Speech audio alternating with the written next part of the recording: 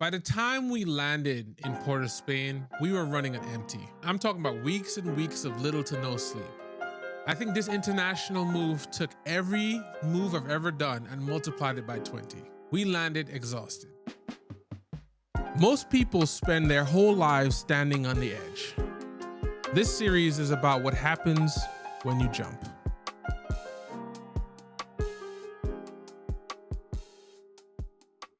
I don't remember much about the drive from the airport. Honestly, I was relieved the hard part was over. We picked up the car that we rented and headed to Maraval.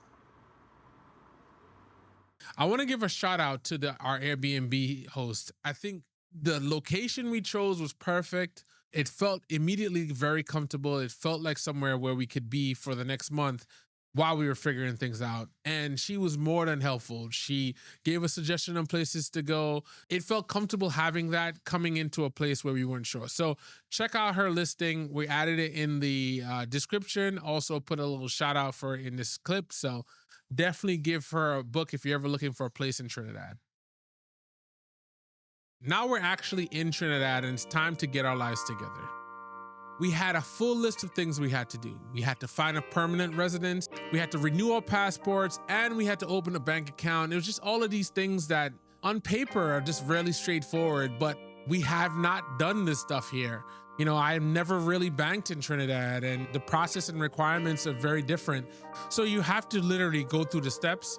And the fun part about a lot of that stuff, and I say fun loosely, is that a lot of the things you needed one in order to complete the other. We needed a passport in order to get a bank account. It was a lot of steps to do. So though the hard part was done, we still had to figure out pretty much what our next steps were. And truthfully, this is one of those things that people don't ever tell you because you're not thinking about it until you actually have to do it. One of the number one questions and variation of questions I got both in the US and when I got back to Trinidad was, why move here? Like, why leave the US and come to Trinidad? And it kind of confused me a lot of times because it felt like it was kind of clouded with something that I was not aware of. But my answer to the question always was, why wouldn't I move back? Like, I remember being in a restaurant one time and the restaurant owner just happened to, I guess, hear our accent and started asking questions. And that was one of the questions that came up. And their response to me talking about wanting to move here or actually moving here was like, oh, I don't know why you would do that. You leave the US to come to a place like this. And it bothered me because I was in their restaurant, spending money at their restaurant. So me moving back actually would, I assume, would be something that you would want to be happy about, something that you want to celebrate. But it spoke to like a deeper thing that we'll jump into later. One of the things that I know I was kind of prepping myself for when I moved here was dealing with that question. And it was such a fascinating experience because people who were not familiar with Trinidad, a lot of my colleagues and friends in the US were super excited about the fact that I was moving. Like they saw something else that, you know, not everybody else saw. I do think a lot of people did use this opportunity to talk about the fact that the political landscape in the US was kind of tumultuous, for lack of a better word.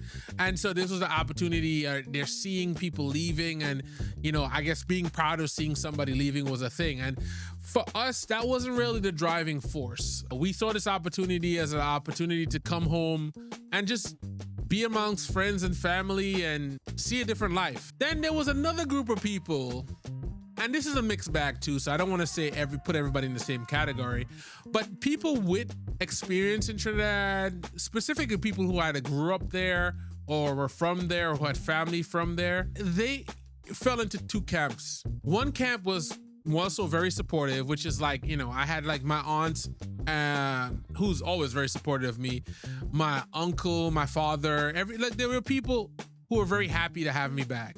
One of my uncles was like, you know, Trinidad is one of those places where you have to know somebody and, you know, this is your opportunity for you to be that person that connects other people, which I mean, I'm still talking about it. That was like, he didn't really have to say that and it meant a lot. Then you had other sides of the equation that really went back to that same conversation that we started with here, which is like, why would you want to do this? I had another uncle who was like, oh, I don't understand why you want to move to Trinidad. And I'm like, why not? You know, people move all over the world, and every place you move is going to have different challenges, and it's not automatically a bad thing. So it was two different camps, and honestly, it was a very hard thing to navigate a lot of time, but I understood what they were, trying to say. One of the reasons that we decided to move to Trinidad and Tobago, outside of the fact that we have family here, is that I really do believe that it has the potential to once again be a regional leader, and not in one thing, in many things. I do think that we have the space and ability to be a leader in digital infrastructure, in agriculture, in tourism, which I know Trinidad is one of the few places that doesn't focus on tourism because of the oil reserves and our manufacturing sector. But I do feel like there's so many unique things about Trinidad and Tobago that the world would appreciate. One point during the 1970s oil boom, Trinidad and Tobago had one of the highest per capita incomes in the entire Western Hemisphere. And then fast forward to 2025. We're in the middle of planning this move and telling everybody we're going to Trinidad. And then JD Vance, the Vice President of the United States, is standing in Washington, D.C. defending a military crackdown on crime. And the example he reaches for to describe a dangerous place, Trinidad and Tobago. That's the story that's being told while we're packing up our bags to go home. From one of the wealthiest nations in the Western Hemisphere to a reference point of why you need soldiers in the US Capitol. When that's the image that's being broadcast outside, you start to understand where the general apathy comes from. But I want to be honest, it's not just external. The lack of opportunity is real. The frustration that people feel is real. When you watch talented people leave because there isn't a path for them here, that does something to a place over time. What I kept running into was a kind of collective shrug, like somewhere along the lines, people stopped believing that anything could be different. And truthfully, I get it. I'm not standing here saying that problems aren't real. What I am saying is that the story being told from the outside and from within has started to become bigger than the place itself. We thought the hard part was behind us. It wasn't. In the next episode, we tried to ship everything we owned from the US to Trinidad. And I'll say this, it didn't go smoothly. Stick around.